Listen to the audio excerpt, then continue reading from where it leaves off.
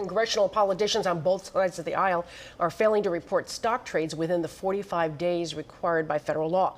This includes our House Assistant Majority Leader, Congresswoman Katherine Clark. Is this a big deal, or is it simply lost paperwork, Ginny? I think it's a big deal. I mean, these people have the opportunity to get insider knowledge, and that's the whole point of having to report it.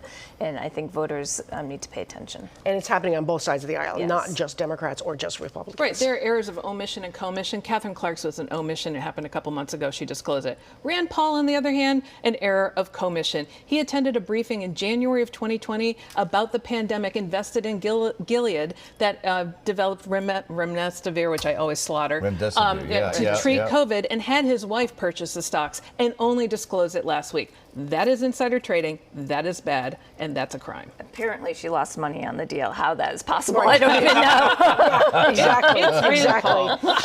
All right, we had to dig into the Wayback Machine for this video, but these days you are more likely to see one former Bay State senator doing this.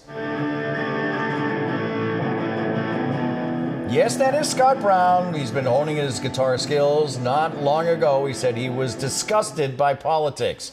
But after only 7 months as the head of the New England School of Law, he says he wants back in. So, Marianne, where do you see him headed? Well, this is obviously an attempt to get rid of the tarnish of Trump on Scott Brown, because he talked about bipartisanship. It's either New Hampshire for the Senate or governor, possibly Massachusetts. New Hampshire depends upon Sununu and what he decides. But on this set in 2018, we talked about the fact that Scott Brown went down in history. He became the first person to lose 2 Senate races in 2 different states to 2 different women. He could make it a 3rd.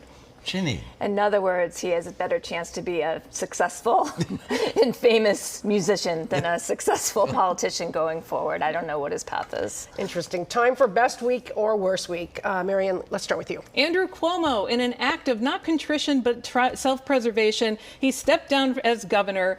Good luck to him. Good riddance. He has showed no remorse, but it's a play for leniency because he's trying to avoid prosecution. Good luck with that, too. And lawsuits, he's thinking. Yeah. And therefore, the best week was his lieutenant governor, who becomes acting governor and has the shot to win the seat outright next year. It doesn't mean she'll win it, but it is hers to lose. That's correct. First woman. Ginny, Marianne, thank you. Folks, thank you for joining us. Every Sunday we go on the record.